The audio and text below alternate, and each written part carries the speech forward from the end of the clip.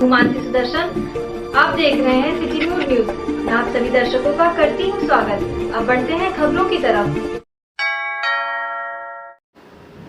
रामनगरी अयोध्या में सांप्रदायिक सौहार्द की मिसाल समय समय पर देखने को मिलती है। इस समय शारदीय नवरात्रि का पर्व चल रहा है। ऐसे में एक मुस्लिम मां दुर्गा की भक्ति में इस कदर लीन हुए हैं कि लोगों में चर्चा का विषय बन गए हैं। मामला बीकापुर क्षेत्र के मोतीगंज बाजार का है। वर्ष 2005 से लेकर प्रत्येक वर्ष यह मुस्लिम युवक एक भव्य पंडाल के अंदर मां दुर्गा की प्रतिमा की स्थापना कराते हैं और विधि विधान से पूजा अर्चना कर आरती उतारने के साथ लोगों को प्रसाद वितरण करते हैं। श्री नव दुर्गा पूजा समिति के नाम से संचालित इस दुर्गा पूजा महोत्सव को वर्ष 2005 से लेकर अब तक अनवरत मां जगदम्बा के विशाल प्रतिमा की स्थापना व पूजा पाठ से होता चला आ रहा है। बीकापुर क्षेत्र के मोतीगंज बाजार निवासी मोहम्मद तौफीक उर्फ मामा को मां दुर्गा की आराधना करते हुए 17 वर्ष हो चुके हैं।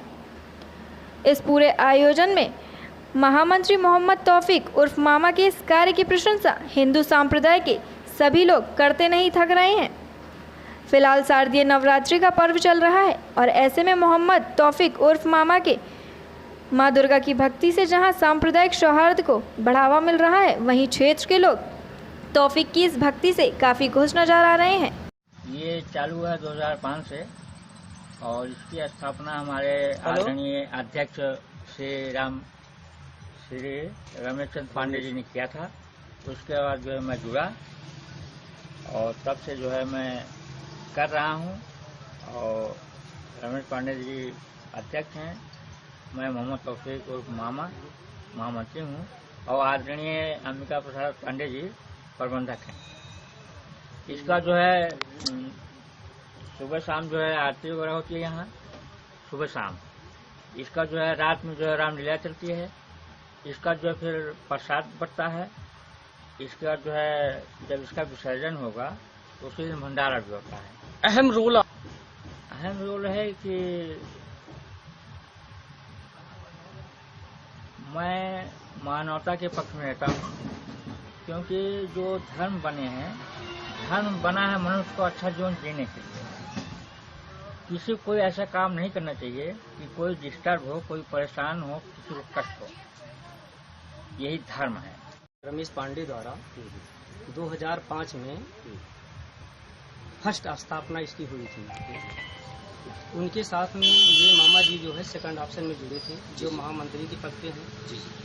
यही दो व्यक्ति हैं जो 2005 से 2012 तक जो है इस कार्यक्रम को निरंतर चला रहे थे। और यहाँ की जनता, यहाँ के गांव के सारे समाज के लोग, इसमें जात या अनर्गल किसी जात का कोई भेदभाव नहीं है, कुछ भी नहीं है। सारे सब मिल करके इस प्रोग्राम को जो है मिल करके करते हैं और इस प्रोग्राम में हर तरीके से सब लोग शामिल भी रहते हैं।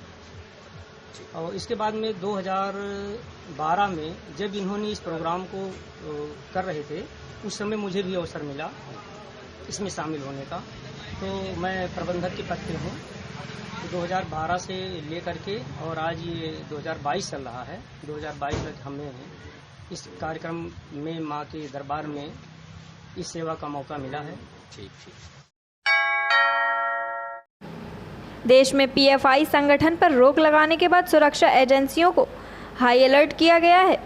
कड़ी सुरक्षा के बीच अयोध्या जिले में जुम्मे की नमाज सकुशल संपन्न कराई गई। चप्पे चप्पे पर पुलिस के जवान सुरक्षा की दृष्टि से मुस्तैदी के साथ मौजूद रहे। गौरतलब है कि पीएफआई संगठन पर बैन लगाने के बाद उत्तर प्रदेश में हाई अलर्ट कर दिया गया था। इसी क्रम में आज जुम्मे की नमाज थी, जिसको प्रशासन ने गंभीरता से लेते हुए जहां जहां भी जुम्मे की नमाज अदा की जाती है, उन मस्जिदों के आसपास सुरक्षा के कड़े इंतजाम किए गए थे। वहीं अयोध्या एसपी सिटी मधुबन सिंह व सीओ सिटी शैलेंद्र सिंह अलग अलग क्षेत्रों में अपनी टीम के साथ पैदल गश्त करते हुए जनपद वासियों को सुरक्षा का भरोसा दिलाया। फिलहाल कड़ी सुरक्षा के बीच पीएफआई संगठन पर बैन लगाने के बाद आज जुम्मे की नमाज सकुशल संपन्न कराई गई। आज जुमा था और इसके लिए सभी मस्जिदों में नमाज पढ़ी जानी थी। इसके लिए सुरक्षा व्यवस्था लगाई गई थी। सभी अधिकारी, चौकी इंचार्ज और थाना अध्यक्ष अपने अपने क्षेत्र में भ्रमणशील रहकर सकुशल नमाज को संपन्न कराए हैं और सब जगह शांति और सुरक्षा व्यवस्था बनी हुई है। क्षेत्राधिकारी नगर और उनकी टीम द्वारा पेट्रोलिंग की जा रही है सभी जगह, सब जगह सकुशल संपन्न हुई नमाज। साहबगंज रामलीला समिति द्वारा 26 सितंबर से 5 अक्टूबर तक राम जानकी मंदिर साहबगंज में 10 दिवसीय कार्यक्रम का आयोजन किया जा रहा है।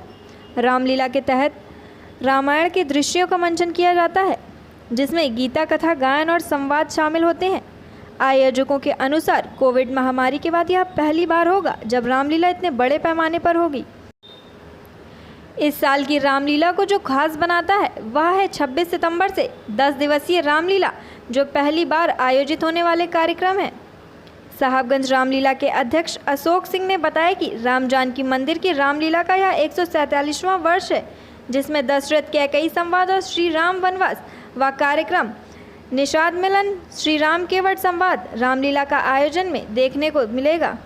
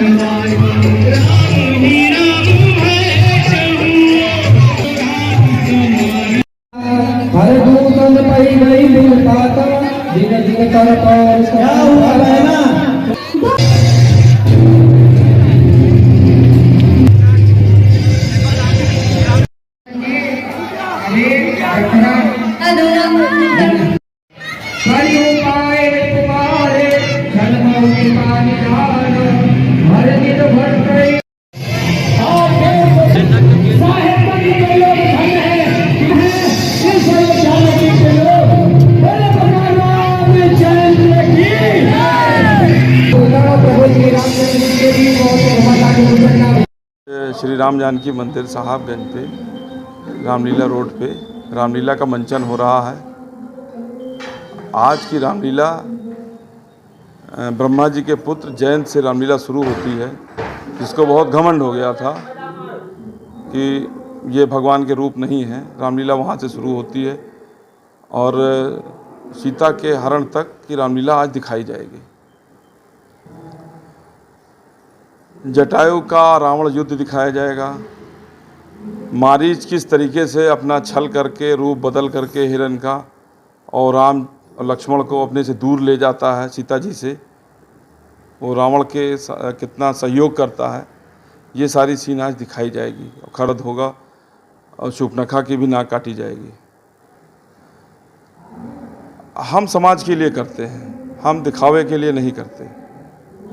हमारी रामलीला समाज के लिए संदेश देती है, हम दिखावे का काम नहीं कर पाते हैं। अब की हमारी रामलीला 147वां वर्ष दिखा रहे हैं। कोविड में एक साल रामलीला नहीं हो पाई है, लेकिन दूसरी साल हमने कोविड के अनुपालन के हिसाब से रामलीला करवाई और इस वक्त तो बहुत ज़्यादा भीड़ है रामलीला में। अयोध्या वासियों से कहेंगे कि अयोध्या में अगर राम की लीला का मंचन नहीं होगा तो कहाँ पे होगा। मैं अशोक सिंह राम जानकी मंदिर साहबगंज से अयोध्या वासियों को, नगर वासियों को बहुत बहुत बधाई देता हूँ इस दशहरे के उपलक्ष्य में। देवकाली स्थित euro kids and NIS school में ग्रेट पेरेंट्स डे का आयोजन किया गया।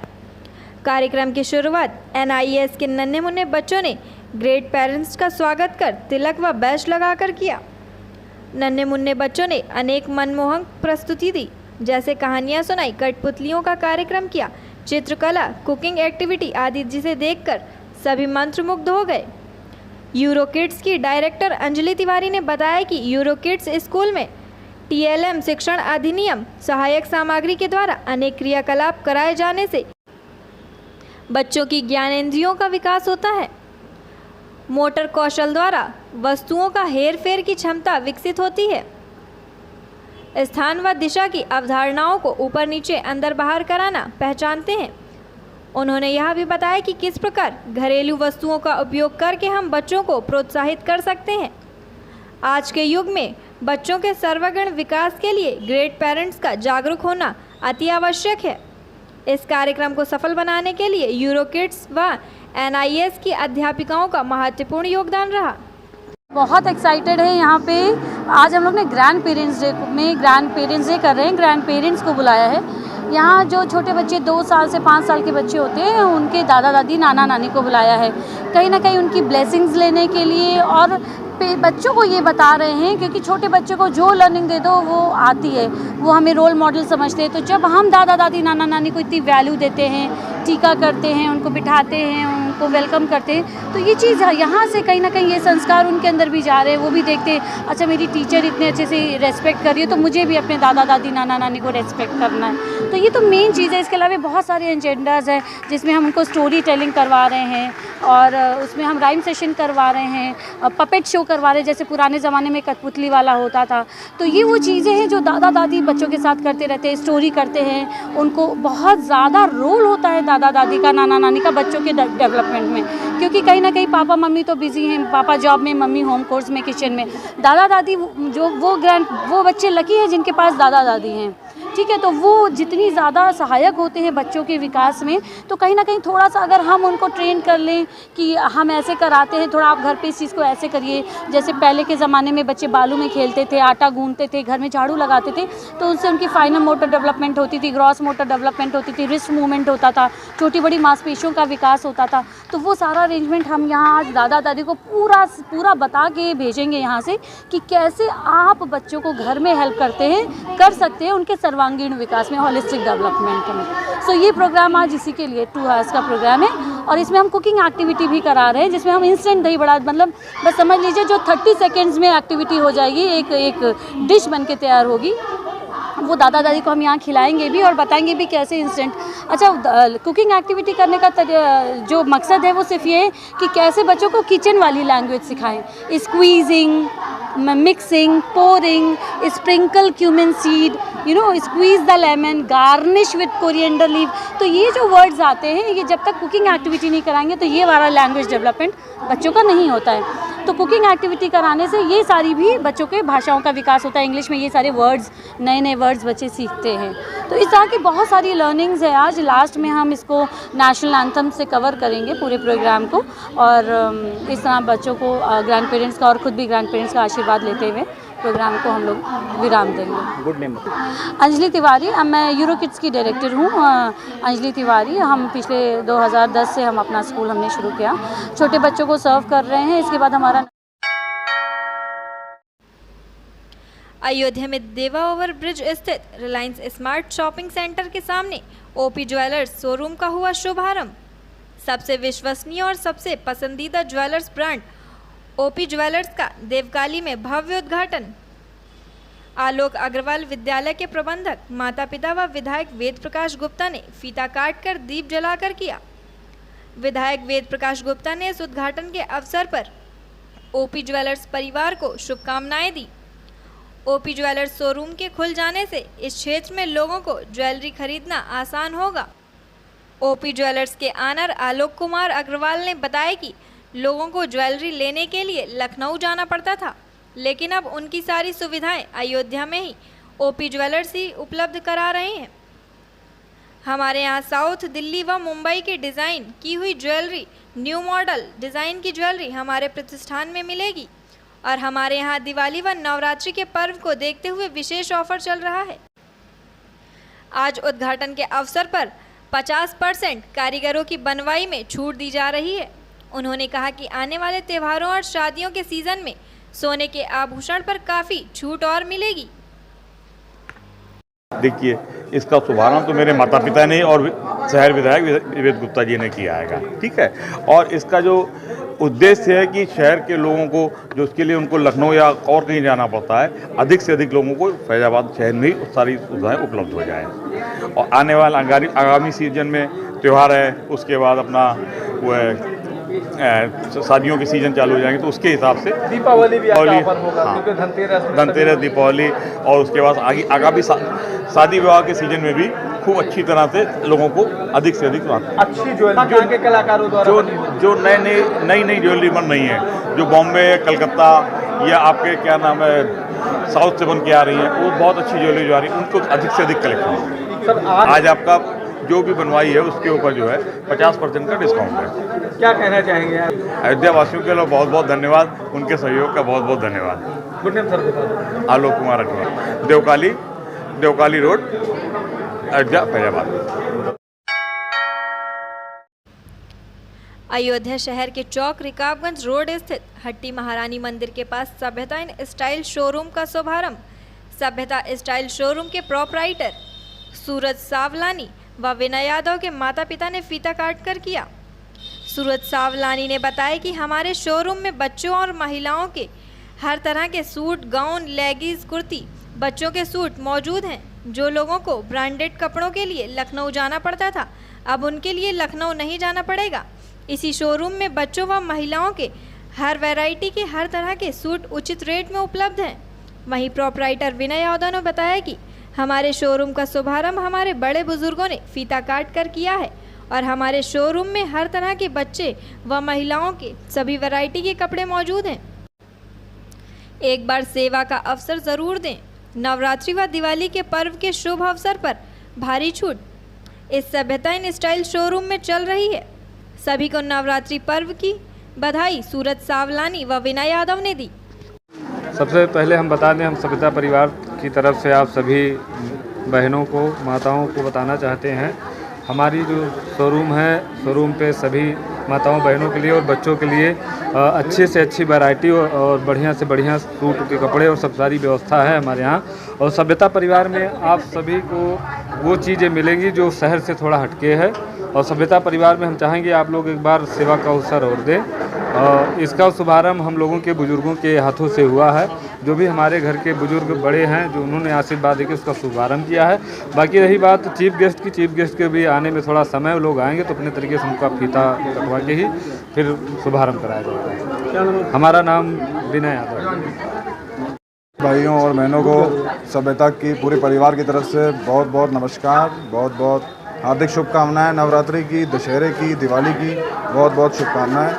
हम सब सभ्यता परिवार वालों ने मिलके किड्स का काम और लेडीज़ का ऑल ओवर स्टिच, अपना वेस्टर्न, आपका ethnic wear, legging, kurti, matching, choli, dupatta, gown, सब तरीके का पूरा काम लेडीज़ का, बच्चों का 0 से लेके 14-15 साल की उम्र तक सारा रेडीमेड का काम पूरा बच्चों के लिए, स्कूल की ड्रेसेस, हर चीज़ अपने सभ्यता परिवार में प्रोवाइड की है। इसका शुभारंभ हमारे सब बड़े बाबूजी लोगों ने, परिवार के सब सदस्यों ने मिलकर किया है।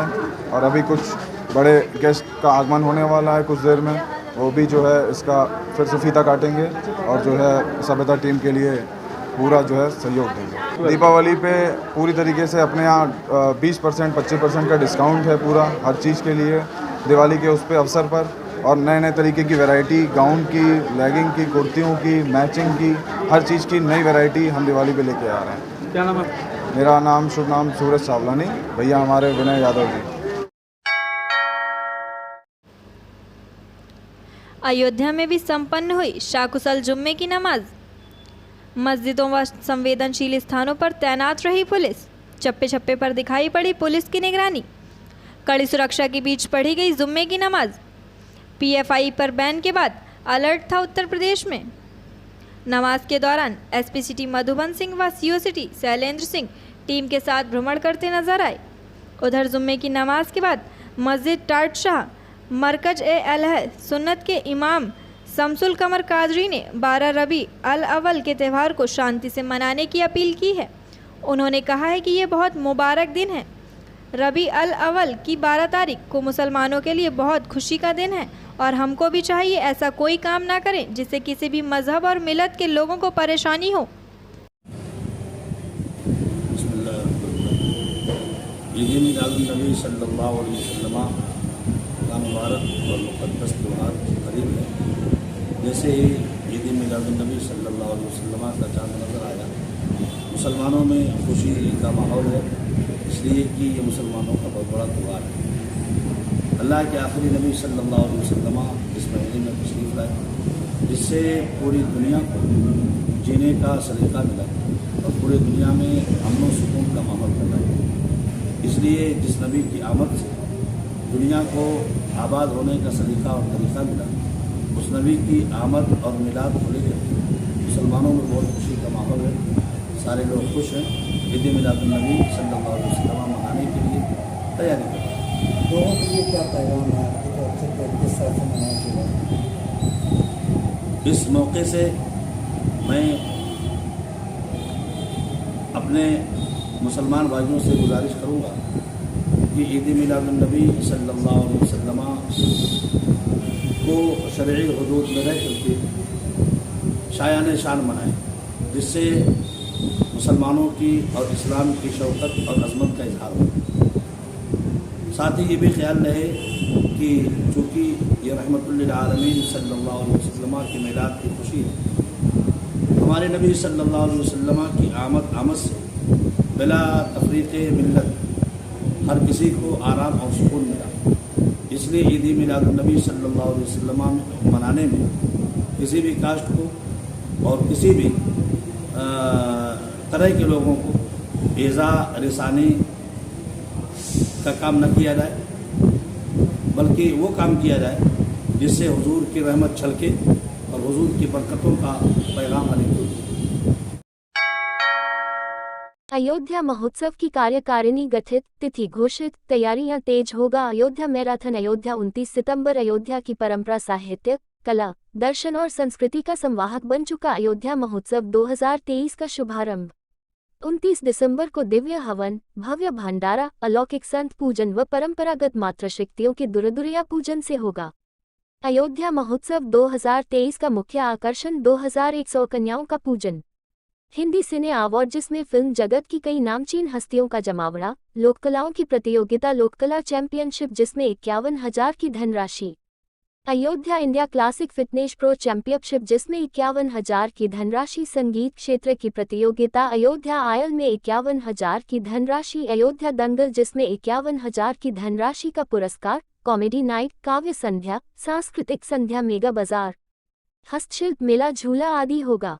उक्त जानकारी आज अयोध्या महोत्सव न्यास द्वारा नीलकंठ लॉन में आयोजित एक पत्रकार वार्ता में न्यास के मुख्य संरक्षक श्री मुनिराम दास जी की छावनी के उत्तराधिकारी मनशून्य कमलनयन दास, अब न्यास के अध्यक्ष भारतीय जनता पार्टी किसान मोर्चा के क्षेत्रीय महामंत्री हरीश कुमार श्रीवास्तव ने संयुक्त रूप से दी।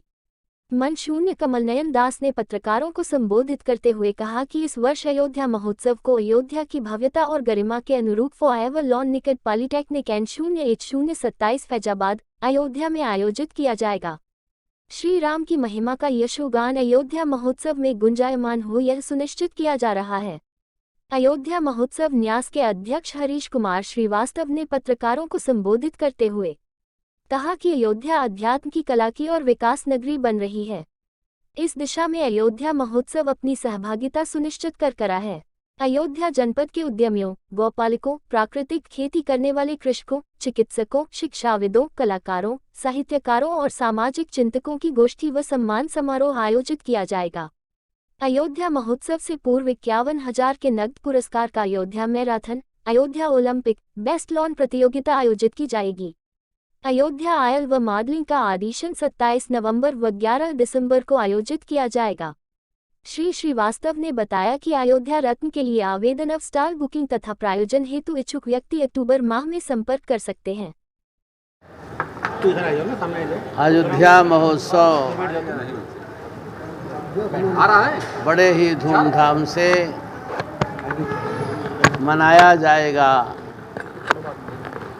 हमारा लक्ष्य है अयोध्या में भगवान श्री राम जी के आदर्शों पर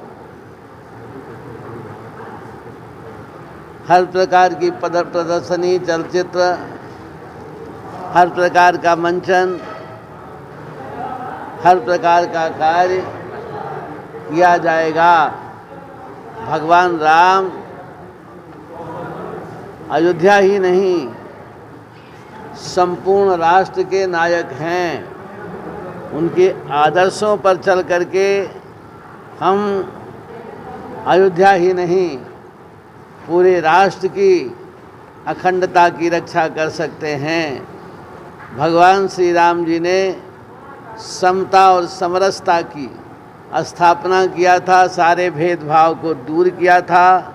उनके आदर्शों के द्वारा समाज में जो कुरीतियाँ हैं, भेदभाव है, वो सारा भेदभाव दूर होगा, राष्ट्र हमारा संगठित होगा,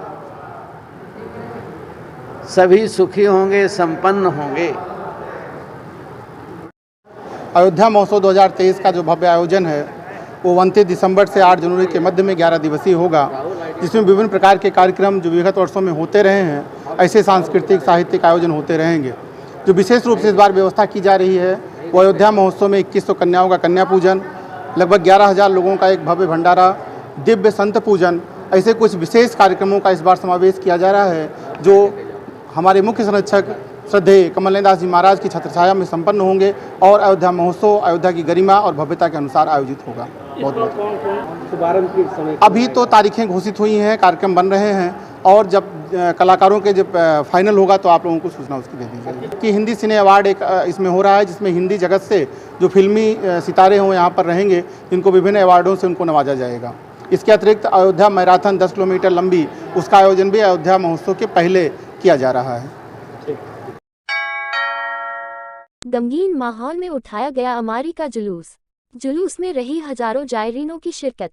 अयोध्या फैजाबाद इमामबाड़ा जवाहर अली खां में निकाला गया अमारी का जुलूस। अमारी के प्रोग्राम से पहले पेशख्वानी की गई, जिसके बाद एक हदीस को खिताब फरमाया शिया धर्मगुरु मौलाना मोहम्मद मोहसिन साहब ने, जिसमें उन्होंने करबला में हुए शहादत फिर कैद खाने से रिहाई तक का मंजर बयान किया। बाद हदीस के आजमगढ़ से आए जीशान हैदर साहब ने अमारी के दौरान होने वाली करबला की शहादत का पूरा वाक़या दोहराया, जिसे सुनकर लोग जारो कतार रोने लगे। अमारी का परिचय कराते हुए जीशान हैदर ने सारा मंजर बयान किया, जिसमें 9 मुहर्रम का वह भी वाक़या बयान किया, जिसमें इमाम हुसैन ने अपने साथियों को एक मौका दिया था कि जो हमें छोड़कर जाना चाहता है वह चला जाए, क्योंकि यजीद की फ़ौज हमारे खून की प्यासी है। अगर कोई जाता है तो यह ना समझे कि उसको जन्नत नहीं मिलेगी, उसको वह मुकाम या वो दर्जा नहीं मिलेगा, सब कुछ वही मिलेगा। फिर भी कोई नहीं गया।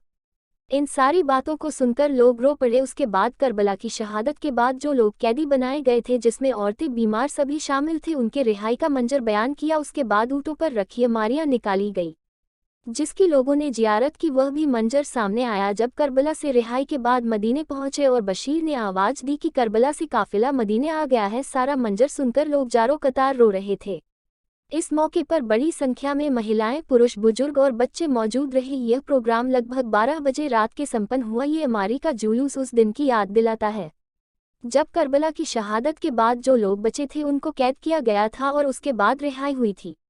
रिहाई के बाद जब यह लुटा हुआ काफिला मदीने पहुंचा, यह अमारी का जुलूस उसी दिन की याद है जो अमारी के रूप में मनाया जाता है।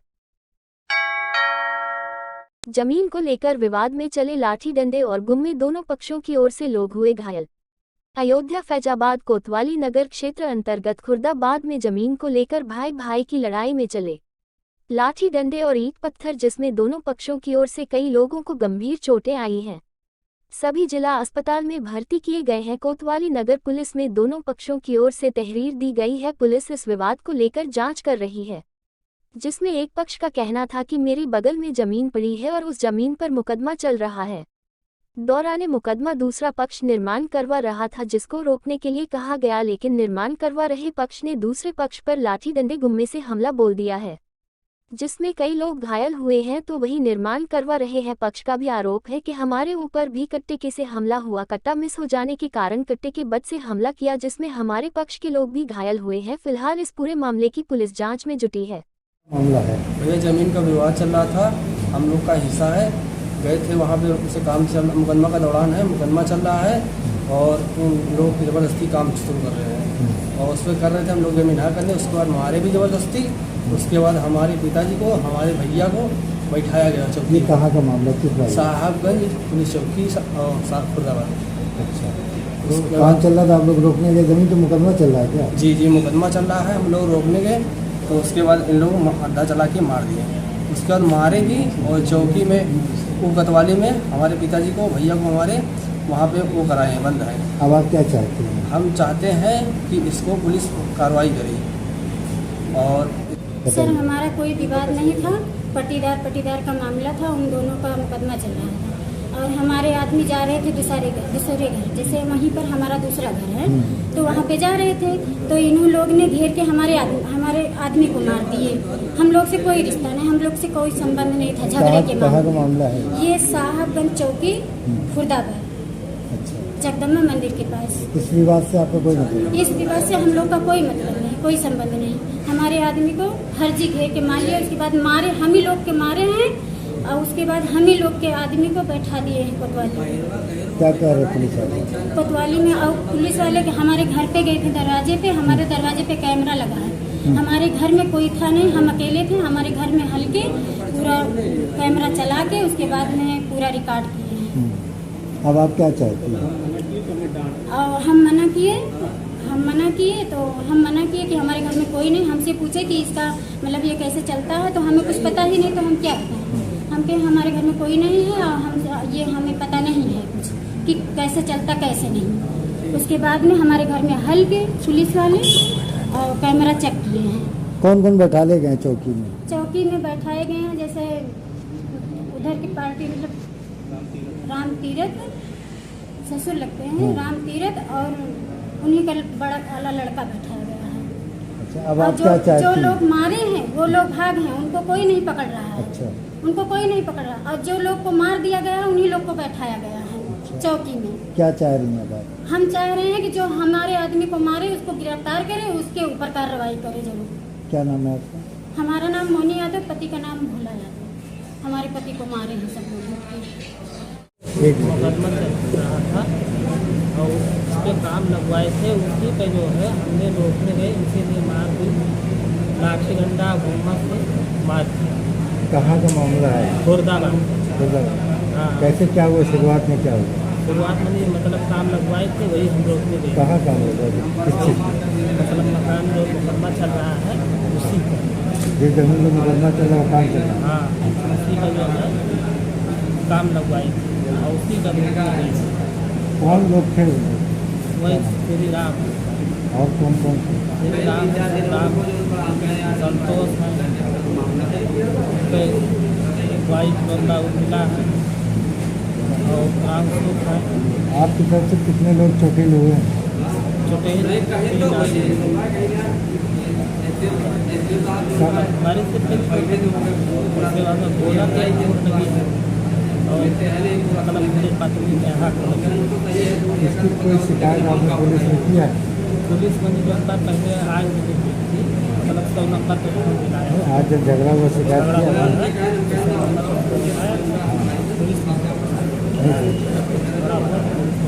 यहाँ आप कैसे आए? अपने से आए पुलिस लेके आए? हम मतलब जब यहाँ आए हैं उसके बाद में गए तकवाली